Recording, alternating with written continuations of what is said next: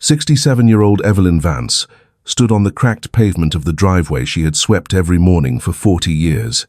But what her husband Richard didn't know, what he was too blinded by his own greed to see, was that every empire built on a lie eventually finds its own wrecking ball. This is the story of how a woman discarded like an old piece of furniture used a single forgotten signature to reclaim a life that was never his to steal. If you've ever felt the sting of a betrayal from the person who promised to grow old with you, this story is for you. If you've been told your years of sacrifice were simply your duty and worth nothing in the end, this story is for you. If you've watched your home be signed away by a man who never learned the meaning of the word loyalty, you cannot look away. Subscribe now, because the moment Evelyn turns the rusted key in the lock of a collapsing tidal mill, you will see that justice never forgets an address. The morning air was thin and smelled of the coming autumn. Evelyn watched two men in blue jumpsuits carry her grandmother's mahogany vanity toward the back of a waiting truck. They handled it with a casual indifference that made her chest tighten. That vanity had sat in the corner of her bedroom since the day she married Richard in 1979. Now, it was just another item on a spreadsheet titled Divestment of Marital Assets. She reached up and touched the small silver thimble hanging from a chain around her neck. The metal was cool against her skin. It was the only thing she had managed to keep when the lawyers arrived with their cardboard boxes and their clinical smiles. A black sedan pulled up to the curb, idling with a low, expensive hum. The rear window slid down just a few inches. Richard didn't step out. He didn't even look at her directly. He was looking at the screen of his phone, his thumb moving quickly as he cleared his morning emails. He had built Vance Holdings into a regional power by knowing exactly when to cut his losses. Apparently, after 4 decades, Evelyn had become one of those losses. The movers should be finished by noon, he said. His voice was flat, projecting through the narrow gap in the window. He didn't sound like a husband of 40 years. He sounded like a landlord discussing a tenant who had fallen behind on rent. Evelyn looked at the house. She had painted those shutters herself during the summer of '94. She had planted the hydrangeas that were now being trampled by a mover's heavy work boots. "Richard, this was our home," she said quietly. Her voice didn't shake. She didn't have enough energy left for shaking. Richard finally looked up from his phone. His eyes were the color of slate. "It was a company asset, Evelyn," he replied. "We've been through this in the mediation meetings. You should have been more practical about the future," he signaled to the driver, and the window began to slide back up. "The paperwork for the mill is in the glove box of your car. It's a clean break. This is what's best for everyone." The car pulled away, leaving a faint scent of expensive cologne and exhaust in the driveway. Evelyn was left standing with a single suitcase and a manila envelope. The neighbors were watching from behind their curtains. She could feel their pity like a physical weight. She didn't want their pity. She walked over to her 10-year-old station wagon parked at the end of the street. Inside the glove box, she found a single iron key and a deed. The deed was for a property Richard had called a sentimental gift. It was an abandoned tidal mill on the edge of a lonely estuary 3 hours north. He had inherited it decades ago and never visited. He had told the court it was a valuable piece of real estate. He had told the judge it was the perfect place for a woman of her age to find peace. Evelyn opened the envelope and looked at her bank statement. The balance was printed in small, unforgiving black ink, $34.18. That was what remained after the equitable distribution of their life. Richard had transferred the family home to a shell company 3 months before filing for divorce. He had moved the investment accounts into offshore trusts she didn't know existed. He had spent 2 years planning his exit while she was planning their 40th anniversary. She sat in the driver's seat and gripped the steering wheel until her knuckles turned white. The silver thimble pressed into her palm. She thought about the 40 years she had spent managing his offices. She thought about the nights she stayed up balancing his ledgers because he was too busy networking. She had been the foundation, and he had treated her like the scaffolding. He thought he had torn her down now that the building was finished. She turned the ignition. The engine sputtered, but caught. She didn't look back at the hydrangeas. She didn't look at the mahogany vanity being locked away in the truck. She put the car in gear and started driving toward the coast. Richard thought he was sending her to a ruin. He thought he had closed every door and sealed every window. But he had forgotten one thing about the woman who managed his accounts for 40 years. Evelyn Vance knew how to find the errors that men like Richard always left behind. Evelyn Vance was 67 years old, and she knew the weight of every brick in the Vance real estate empire. She had been 24 and a week away from her first full-time teaching contract when Richard bought a collapsing 3-unit rental with his inheritance. He had asked her to help him for just one summer until he found his footing. She put her teaching license in a desk drawer, and it never came out again. For the next 40 years, her life was lived in the margins of his ledgers. She spent her mornings in a windowless office at the back of their first building, while Richard wore tailored wool suits to city council meetings. When the company expanded to 40 residential properties, she was the one who stayed until 2 in the morning to find the 3-cent error in the escrow accounts. She never asked for a title on a business card or a salary deposited into her own account. She believed they were building a single life together, a structure that would house them both until the end. When their 2 children were small and the flu moved through the house, she brought them to the office. She made them beds out of carpet samples and stacks of old blueprints so she wouldn't miss a billing cycle. She handled the plumbing calls at 4 in the morning so Richard could sleep before his big presentations. She memorized the names of every contractor's wife and sent handwritten birthday cards to the city's zoning board members. She was the grease in the gears of a machine that grew larger and hungrier every year. Richard became the face of Vance Holdings, the man on the local news talking about urban renewal and civic pride. Evelyn remained the ghost in the machine, the woman who knew which basement pipes leaked and which tenants were 3 days late.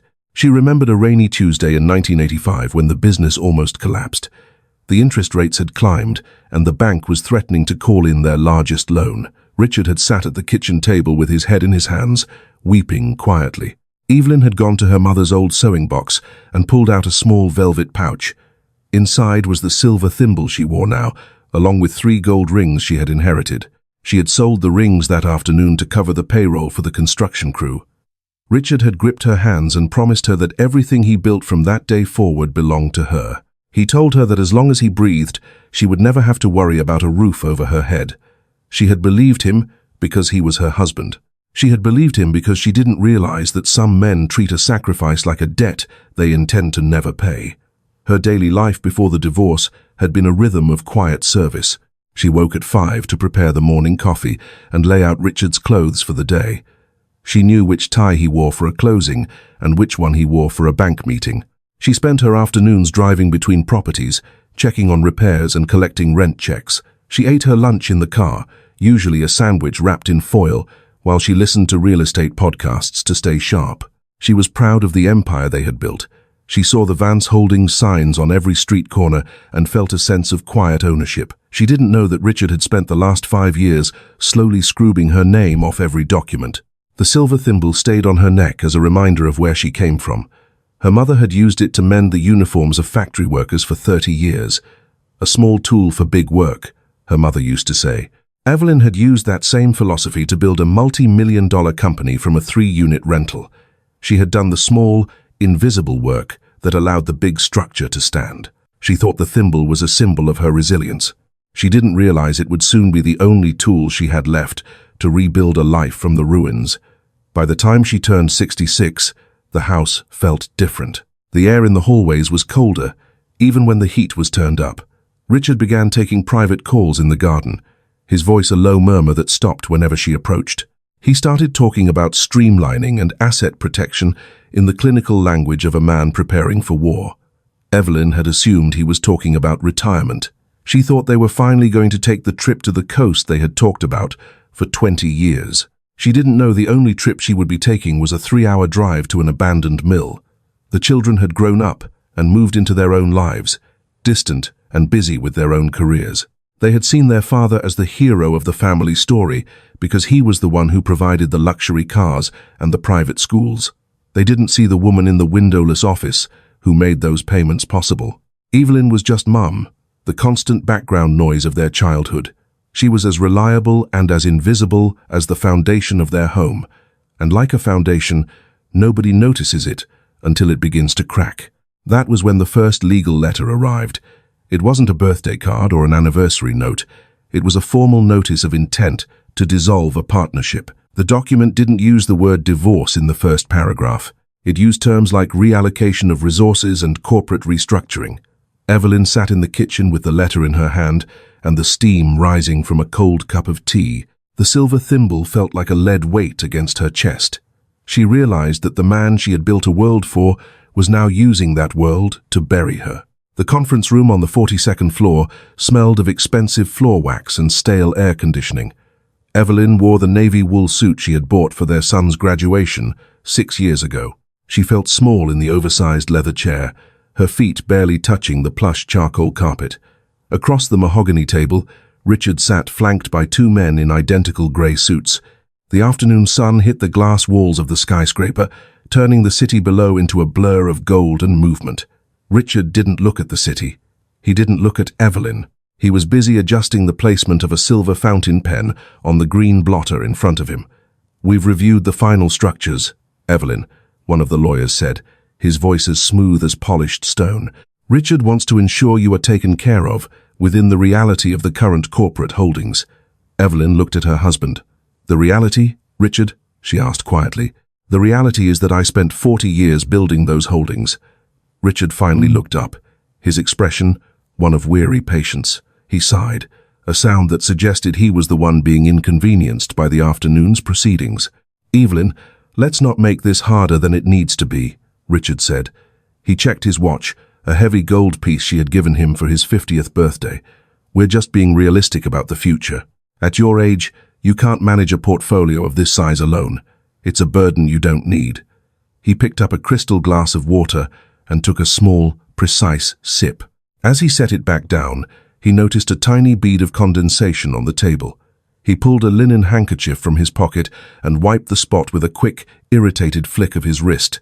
He didn't want a watermark on the table she had spent 3 months sourcing for his office. The lead lawyer slid a thick stack of documents across the polished wood. The paper felt heavy and cold beneath Evelyn's fingers. She didn't need to read the fine print to know what was happening. She had seen these structures before, usually when Richard was absorbing a smaller competitor. Now, she was the competitor, the mansion to Vance Holdings, the investment accounts to the offshore trusts, the commercial portfolio to the shell company. While Richard and his lawyers exchanged brief, victorious glances, Evelyn received what they called the remaining personal equity, a check for $34.18, and a rusted iron key to a property in a town she had never seen. "It's a clean break, Evelyn," Richard said, his voice softening into that tone he used for difficult tenants. "The tidal mill is yours. It's what you always said you wanted, peace and quiet. You'll be so much more comfortable there than trying to maintain a house this size." He stood up, signaling the end of the meeting. "Dad would have wanted this for you. He always said the coast was where people went to find themselves." Evelyn stared at the rusted key sitting on top of the legal documents. "You're taking the house I raised our children in. Richard, you're taking the accounts I balanced while you were sleeping." Richard leaned over the table, his shadow falling across her hands. "I'm taking what belongs to the company, Evelyn. 4 decades is a long time to keep someone on the payroll who was essentially just the help." The words hung in the sterile air of the room. He didn't blink. He didn't look away. He had finally said the truth he had been hiding behind his concerns for her comfort. Evelyn stood up slowly. Her knees throbbed with a dull, familiar ache. She didn't scream. She didn't throw the crystal water glass. She reached up and touched the silver thimble hanging from the chain around her neck. She felt the small, jagged dent where she had dropped it on a concrete floor 30 years ago. "You think you're leaving me with nothing, Richard," she said. Her voice was barely a whisper, but it filled the silence of the room. "But you've only ever understood the value of things you can sell. You've forgotten the value of things you build." Richard checked his watch again. "We have a closing at 4, Evelyn. The driver is waiting downstairs to take you to your car. Good luck at the mill." He turned his back to her and gathered his papers. The lawyers stood up, smoothing their jackets and avoiding her eyes. Evelyn picked up the rusted key. It felt heavy and smelled of old iron and salt. She walked toward the heavy oak doors of the conference room. She didn't look at the city through the glass walls. She didn't look at the man she had loved for 40 years. She walked out into the hallway, her heels clicking rhythmically on the marble floor. The sound was sharp and steady, like a clock ticking down the seconds. The door clicked shut behind her. The parking garage was cold and smelled of damp concrete. Evelyn sat in the driver's seat of her 10-year-old station wagon. The engine was off, but she kept her hands gripped tightly on the steering wheel. She placed the manila envelope on the passenger seat next to her purse. This car was the only asset Richard hadn't bothered to put in the company name. He had called it a relic in front of the judge. Now, it was the only shelter she had left. She reached into her purse and pulled out her wallet. The leather was worn and soft. She counted the bills slowly. 120, 110, 4 singles. She emptied the coin pouch into her palm. A dime, a nickel, 3 pennies. She had $34.18 left in the world. The numbers on the ATM receipt from that morning confirmed it. $34.18. It was not enough for a hotel room. It was not enough for a deposit on a studio apartment. It was barely enough for 2 tanks of gas and a few sandwiches. She picked up her phone from the center console. The screen was dark. She tapped it, but the lock screen showed 0 notifications. There were no missed calls from her daughter. There were no texts from her son. She scrolled back through her messages to the night before. "We're staying out of it, Mom," her son had written. "This is between you and Dad. We're just being practical." The last message in her inbox was from a pharmacy. It was a reminder about a prescription she could no longer afford to fill. She put the phone face down on the passenger seat. The silence in the car felt like a physical weight. She reached up and touched the silver thimble hanging from her neck. The metal was warm from her skin. She remembered her mother sitting by the window in their old house. Her mother had lost everything in the flood of '68. She had started over with a sewing machine and a bag of fabric scraps. Evelyn closed her eyes and gripped the thimble in her hand. It was small, but it was solid. It was real. It was the only thing Richard hadn't been able to quantify on a spreadsheet. She looked at the rusted iron key sitting on top of the deed. The address for the tidal mill was written in Richard's sharp handwriting, Blackwater Estuary. The name sounded like a place where things went to be forgotten, but she had nowhere else to turn. She couldn't go to her friends in the neighborhood. They were Richard's friends first. They were already planning the gala for the new Vance Holdings development. She was a ghost to them now. She was the woman who used to be there. A light rain began to fall against the windshield. The droplets distorted the fluorescent lights of the parking garage. Evelyn took a deep breath. Her lower back ached from sitting in the lawyer's office for 4 hours. She shifted the car into gear. The transmission clunked, a heavy sound that echoed in the empty garage. She pulled out of the space and turned toward the exit. The city lights blurred in her rearview mirror as she reached the highway. She didn't know what she would find at the end of the 3-hour drive. She didn't know if the roof of the mill still held back the rain. She only knew she couldn't stay in a city that had already erased her. The math of her life had been recalculated by men in grey suits. $34.18.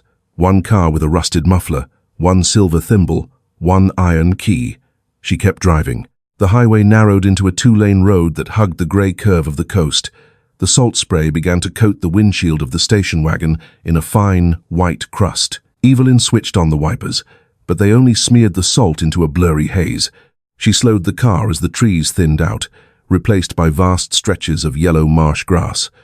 The GPS on her phone had lost its signal 20 miles back. She was driving by the hand-drawn map Richard's mother had tucked into a Christmas card 15 years ago. She had kept the card in the back of her Bible, never imagining she would actually need it. The town of Blackwater appeared suddenly around a sharp bend in the road. It consisted of a single street of weather-beaten buildings huddled against the wind. There was a general store with a faded green awning that flapped rhythmically in the breeze. Next to it stood a gas station with 2 rusted pumps and a sign that still advertised prices from a decade ago. A small post office with a peeling blue door sat at the end of the row. Beyond the buildings, the estuary stretched out like a sheet of hammered lead under the grey sky. Evelyn pulled the station wagon up to the gas pumps. The engine gave a final, wheezing cough before falling silent. An old man in a stained canvas jacket stepped out from the garage. He moved slowly, his boots crunching on the bleached oyster shells that covered the ground. He wiped his hands on a greasy rag and squinted at Evelyn through the driver's side window. His face was a map of deep lines and salt-burned skin. Evelyn rolled down the window. The air that rushed in was cold and tasted of brine. "I'm looking for the old tidal mill," she said. The man stopped wiping his hands.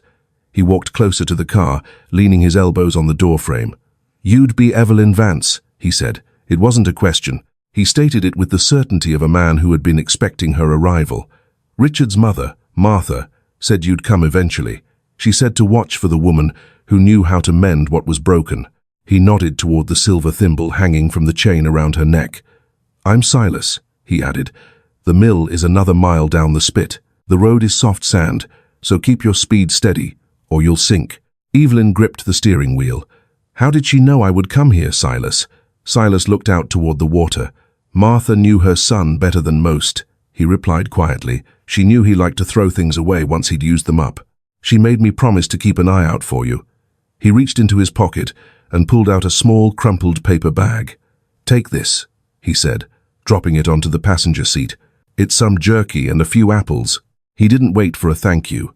He turned and walked back into the dark interior of the garage. Evelyn followed the sandy track past the edge of the town. The tires of the station wagon hummed as they struggled for traction in the loose soil. The road ended at a cluster of granite rocks that jutted out into the estuary. Sitting on top of the rocks was the tidal mill. It was far worse than the clinical descriptions in the legal paperwork. The cedar siding had turned the color of a sun-bleached bone. A massive section of the roof had collapsed, leaving the rafters exposed like the ribs of a beached whale. The huge wooden waterwheel was frozen in the mud, choked by thick ropes of black kelp and barnacles. It looked like a skeleton waiting for the tide to finally pull it under. Evelyn stepped out of the car. The wind whined through the gaps in the siding, a high, lonely sound. She felt a sudden, sharp impulse to get back in the car and drive until the gas ran out. She looked at the $34.18 in her purse. She looked at the suitcase in the back seat. She had nowhere left to go. She walked toward the heavy oak door of the mill. It was sagging on its hinges, leaving a gap at the bottom where the sand had drifted inside. She reached out to touch the wood. There, carved into the center of the lintel, was a small, perfect ivy leaf. It was the exact same design her mother-in-law had embroidered on the linens for Evelyn's wedding. The lines of the carving were still sharp, protected from the salt air by a thick layer of old wax. Evelyn traced the leaf with her thumb. She felt a strange, sudden warmth in her chest. Richard had sent her here because he thought this place was a grave, but his mother had carved a map to a home on the front door. Evelyn pulled the rusted iron key from her pocket. Her hands were shaking, but her grip was firm. She slid the key into the lock. The mechanism was stiff, resisting the movement with a grinding protest of metal on metal. She leaned her shoulder against the wood and turned the key. A heavy, hollow click echoed through the quiet estuary. The door groaned open. Evelyn stepped across the threshold. The interior of the mill was a cavern of shadows and the heavy scent of damp wool. Evelyn spent the first 3 days scrubbing the floorboards with a handful of dry marsh grass and salt water. Her knees throbbed with a rhythmic, pulsing heat that made every step a labor. Her arthritic fingers were swollen, the joints turning a dull red from the cold and the constant moisture. She used a piece of discarded canvas to patch the broken window in the small room upstairs.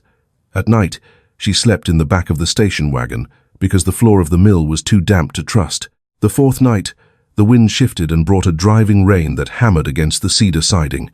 Water began to pour through the collapsed section of the roof, pooling in the center of the main room. Evelyn sat on an old crate, watching the water rise toward her only suitcase. She looked at her phone. The battery was at 4%. There were no messages. There were no missed calls. Her daughter had not checked to see if she had survived the drive. Her son remained silent. She looked at her bank app one last time before the screen went black. $34.18. She thought, "I cannot fix a roof. I am 67 years old and I cannot stop the rain." The math of her survival was a ledger that would not balance. "This is where I die," she thought. "Not today, but this is where the story ends. This is what it looks like to be erased." She reached up and gripped the silver thimble hanging from her neck. The metal felt cold, but the memory of her mother's hands was warm. Her mother had never stopped sewing, even when her eyes began to fail. Evelyn stood up from the crate, her legs stiff and aching. She screamed at the rafters, her voice cracking against the roar of the wind. "I am not dying in a ruin because Richard Vance decided I was worthless. I am still here." She grabbed a rusted bucket and began to bail the water back out the door. The next morning, the fog was so thick she couldn't see the car.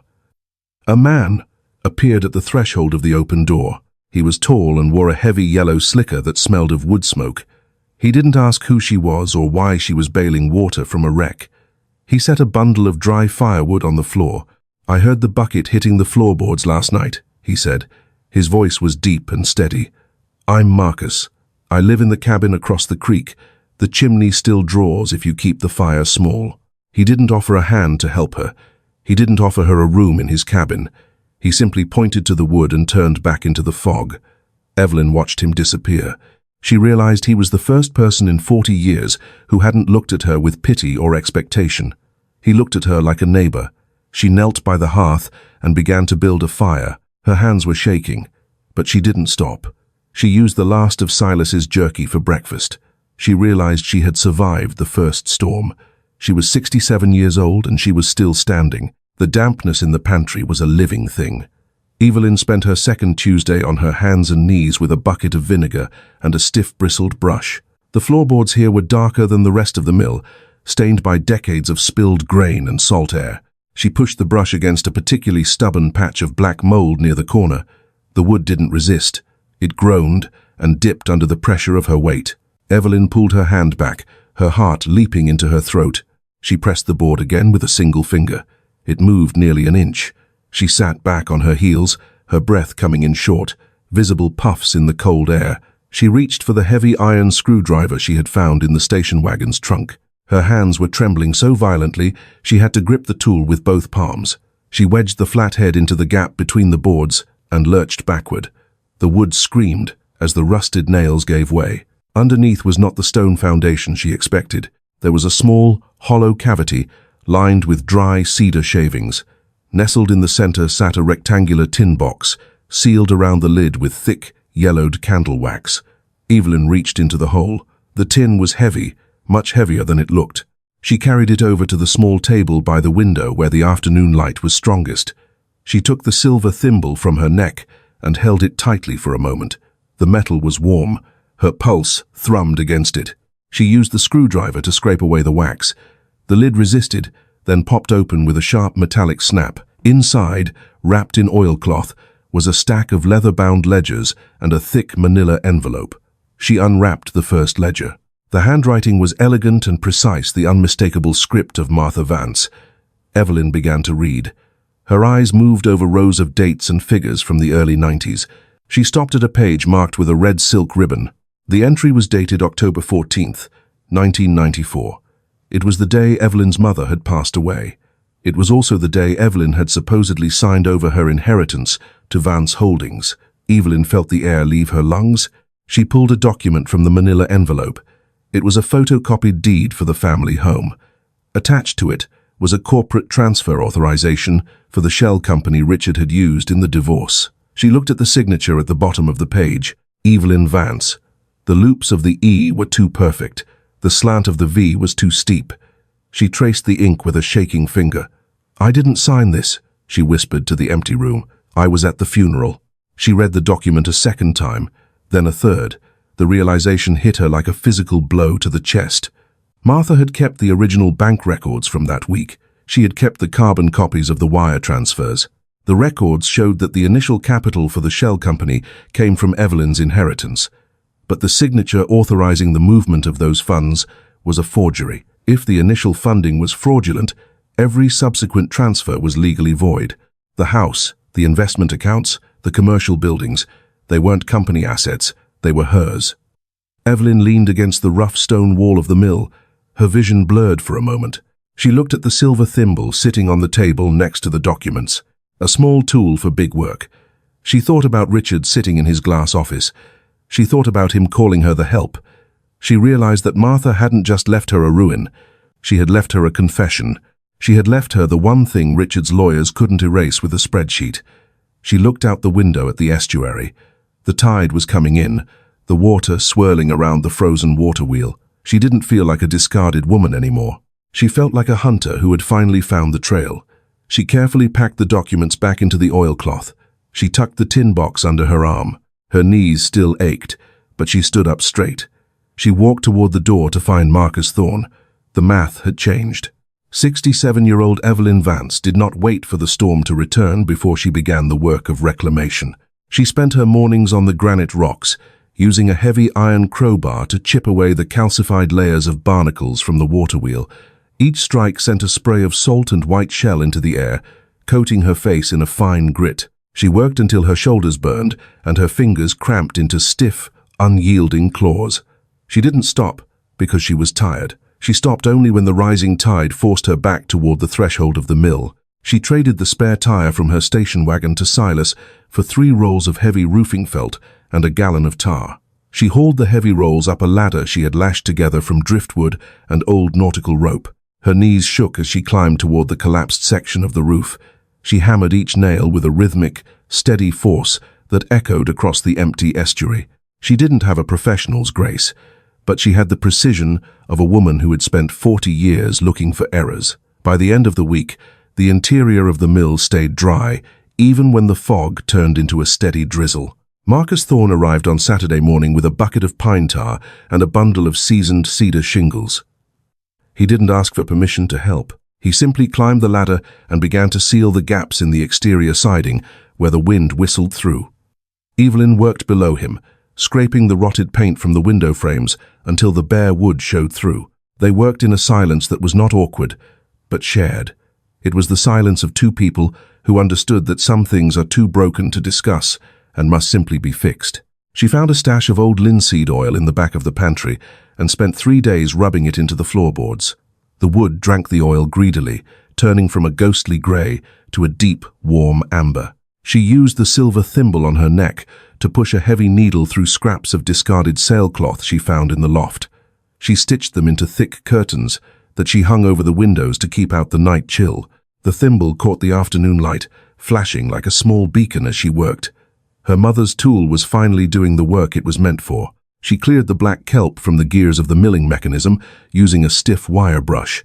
She discovered that the iron was pitted, but still solid, protected by a thick coat of grease someone had applied decades ago. She spent $44 money Silas had given her for a set of vintage road maps she found in the attic on a new drive belt. She installed it herself, her knuckles bleeding where the wrench slipped against the cold metal. She didn't wipe the blood away until the belt was seated perfectly on the pulley. The property began to shift under her hands. The skeleton Richard had described was growing skin and muscle again. The windows no longer rattled in their frames. The scent of mold and rot was replaced by the clean, sharp smell of pine tar and linseed oil. The mill sat on the rocks like a sentry, its cedar skin glowing in the low autumn sun. It was no longer a place where things went to be forgotten. It was a place that was being remembered, 1 nail and 1 inch of wood at a time. Evelyn stood at the edge of the water as the sun dipped below the horizon. The estuary turned the color of a bruised plum, reflecting the orange light of the mill's windows. She looked at her hands. They were stained with tar and oil, the skin rough and calloused. She didn't look like the woman who had sat in the glass-walled office in a navy wool suit. She looked like the woman who owned the ground she stood on. The mill was ready. The transformation of the mill was not just in the cedar shingles or the amber floorboards. 67-year-old Evelyn Vance stood in the center of the main room as the tide began to pull away from the rocks. She looked at her reflection in the polished glass of the newly sealed window. The woman staring back had deep lines around her eyes and silver hair that refused to stay in its bun. She wore a heavy flannel shirt she had bartered from Silas. She didn't look like the wife of the CEO of Vance Holdings. She didn't look like a woman waiting for a permission slip to exist. She looked like a woman who had built a fortress out of a grave. Evelyn walked to the pantry and touched the spot where she had found the tin box. The wood was smooth now, oiled and sturdy. She spoke aloud to the empty room, her voice steady and clear. "I found it, Martha. I found what you tucked away while the boys were playing in the yard. I know why you stayed silent all those years. You weren't waiting for Richard to change. You were waiting for me to be ready to leave." A quiet warmth settled in her chest, a physical weight that felt like the opposite of the cold ache she had carried for 40 years. Her heart beat with a slow, rhythmic pulse that matched the movement of the water outside. For the first time in her life, her breath didn't catch in her throat when she thought about the future. The community of Blackwater did not arrive with a fanfare or an invitation. It began with a young woman named Sarah, who appeared at the door with a sack of heirloom corn. She said her grandfather used to bring his harvest here when the wheel still turned. She asked if Evelyn knew how to set the stones for a coarse grind. Evelyn didn't know, but she spent the afternoon with Sarah, studying the old diagrams Martha had left in the ledger. They figured it out together, their hands covered in the fine, sweet dust of the corn. Sarah left 2 jars of honey on the doorstep the following morning. Then came the school teacher, a man named Thomas. Thomas brought a box of books for the empty shelves in the loft. He spent 3 hours helping Evelyn tension the drive belt. He told her the town had felt a little smaller every year. The mill sat dark. He said the light in her window at night acted like a secondary lighthouse for the fishing boats. Evelyn realized she wasn't just a guest in this town. She was becoming a part of its machinery. She began to share the stories Martha had written about the estuary's history. She taught the local children how to identify the birds that nested in the marsh grass. Marcus Thorne sat on the porch with her every evening. He didn't talk about his grief or the career he had left behind in the city. He talked about the way the law was, like a river. It could be diverted, but it always wanted to find its way back to the truth. He spent his mornings at the small table by the window, his glasses perched on the end of his nose. He moved through the documents in the tin box with a surgical precision. He underlined the forged signatures and cross-referenced the wire transfer codes. He didn't look like a retired fisherman when he did this. He looked like a man preparing a closing argument. One afternoon, Evelyn sat on the granite rocks and watched a heron hunt in the shallows. She realized she had stopped checking her phone for messages from her children. The silence from the city no longer felt like a rejection. It felt like space. She was no longer the woman defined by what Richard Vance had taken. She was the woman who had restored the tide. She felt a sense of peace that was not a metaphor. It was the feeling of her feet being solid on the ground. It was the feeling of her hands being capable of work. The mill was no longer a secret. Word had traveled down the coast about the woman who had brought the black waterwheel back to life. The townspeople brought their grain, their stories, and their quiet respect. They didn't see a discarded ex-wife. They saw the owner of the mill. Evelyn realized that Richard had tried to bury her in the one place where she was actually known. He had sent her back to the foundation of the family he had betrayed, and the foundation was stronger than the man who stood upon it. She stood up and brushed the salt from her trousers. The sun was setting, turning the estuary into a sheet of hammered copper. She saw a familiar black sedan turn onto the sandy track a mile away. Evelyn didn't run inside. She stood on her rocks and waited. She was ready for the conversation. The black sedan stopped 10 yards from the mill's front door. Richard stepped out, his Italian leather shoes sinking slightly into the wet sand. He looked at the new cedar shingles and the spinning water wheel with a thin, tight smile. He didn't look like a man who had lost his wife. He looked like a man who had just discovered an undervalued asset. "It looks better than I expected, Evelyn," he said, walking toward the porch. He stopped at the bottom step, looking up at her. Evelyn didn't move from the doorway. She kept her hands in the pockets of her flannel shirt, her fingers brushing the silver thimble. Marcus Thorne stood inside the shadows of the main room, silent and unmoving. "We've been worried about you, Mum," Richard said. He used the name their children used, a soft weapon intended to disarm her. "The kids and I have been talking. At your age, you can't manage a place like this alone. We're just being realistic about the maintenance costs and the winter storms." He pulled a slim leather folder from his jacket pocket. "I have a buyer for the estuary land," he continued. "A resort group that wants to preserve the aesthetic of the mill. I've brought the papers for you to sign. It's a generous offer, Evelyn. This is what's best for everyone, really. You could move into that luxury assisted living center near the city." Evelyn looked at the folder in his hand. She didn't reach for it. "You're here because the title search for the resort flagged a discrepancy, aren't you, Richard?" Richard's smile didn't falter, but his eyes went cold. "I'm here because I'm concerned about your future." "You're here because you need my signature on the 1994 transfer," she said. "The one you forged while I was burying my mother." Richard shifted his weight, his gaze darting toward the open door. Marcus Thorne stepped into the light, holding the manila envelope from the tin box. The transfer to Vance Holdings was void from the moment the ink touched the page, Marcus said, as was every subsequent transfer to your shell companies. Richard let out a short, sharp laugh. "You're going to take the word of a hermit in a fishing shack over a board of directors? Evelyn, don't make this harder than it needs to be. You're not getting nothing. You're getting a property. Most women in your position would be grateful for the roof over their head." He reached out as if to pat her arm, but she stepped back. "You gave me this mill because you thought it was a grave, Richard," Evelyn said. Her voice was as calm as the water in the estuary at low tide. "You thought I was the help, but the help is the one who knows where the bodies are buried. I'm not signing your resort papers. In fact, Marcus has already filed the stay on the sale of the family home. Richard's face turned a deep, mottled red. The caring mask didn't just slip, it shattered. "You'll lose everything fighting this in court," he hissed. "I'll bury you in legal fees before the first hearing." "You have $30 to your name, Evelyn." Evelyn touched the silver thimble on her neck. "I have the mill, Richard, and I have the truth your mother spent 20 years documenting. You should have looked under the pantry floorboards before you sent me here." She stepped back and gripped the heavy oak handle of the door. "Get off my rocks, Richard. The tide is coming in." She closed the door before he could speak. The lock clicked into place. 1 year after the morning she arrived at the Blackwater estuary, Evelyn Vance stood on the refurbished deck of the tidal mill. The air was crisp and smelled of ground corn and wood smoke. The waterwheel turned with a steady, rhythmic splash that echoed against the granite rocks.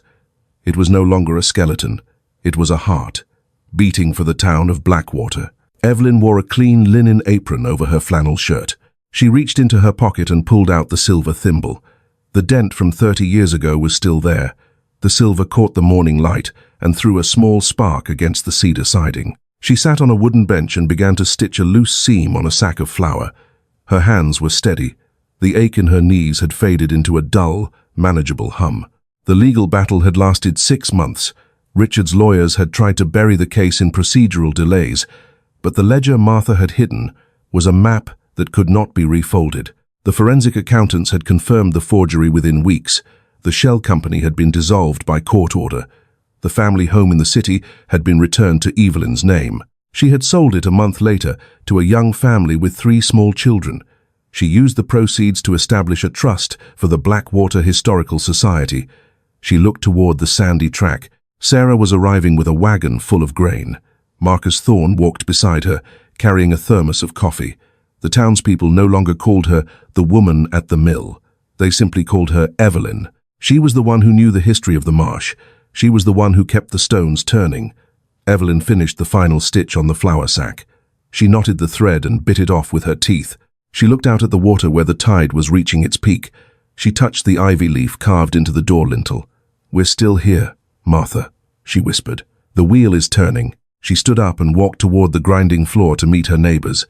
The silver thimble went back into her pocket.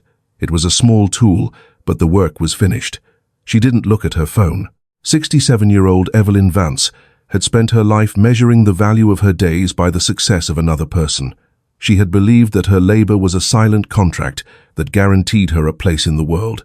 When that contract was torn up by the man who signed it, she didn't disappear into the shadows of the city. She simply moved her work to a place where the floorboards held the truth, and the tide didn't care about a corporate title. The estuary at Blackwater remained exactly as it had been for a century. The water rose and fell with a clinical, unhurried precision. Evelyn sat on the porch of the mill and watched the heron return to the same patch of marsh grass every evening at sunset. She didn't need a spreadsheet to tell her that the day was a success. The weight of the flour in the sacks and the sound of the water wheel were the only metrics that mattered now. Justice is often described as a grand, sweeping force that arrives with a gavel and a robe. But for Evelyn, justice looked like a woman with a silver thimble and a bucket of pine tar. It was found in the small, precise details of a forged signature and a mother's hidden guilt. It was found in the way a community gathered around a light that refused to go out in the middle of a storm. Richard Vance had kept the glass offices and the gold watches, but he had lost the foundation. Evelyn had kept the ruins, and from them she had built a home that no shell company could ever touch. The silver thimble remained in her pocket, a small tool for the big work of living. She was no longer the wife of a real estate mogul or the ghost in a windowless office. She was the miller of Blackwater. She was the woman who had looked at $34.18 and decided it was enough to start again. She was 67 years old, and she was finally the architect of her own life. If Evelyn's story moved you, if you've ever felt that the person you spent your life building with was the one who ultimately tried to tear you down, this story is for you. If you have ever been told that your years of sacrifice were a debt you could never collect, we see you. Leave one word in the comments describing the moment Evelyn found the tin box under the floorboards, because Evelyn's story proves something that is always true. The foundations we build with honesty will always outlast the palaces built on lies. Share this with someone who needs to remember that it is never too late to reclaim your name and your strength, because together we prove that dreams don't age.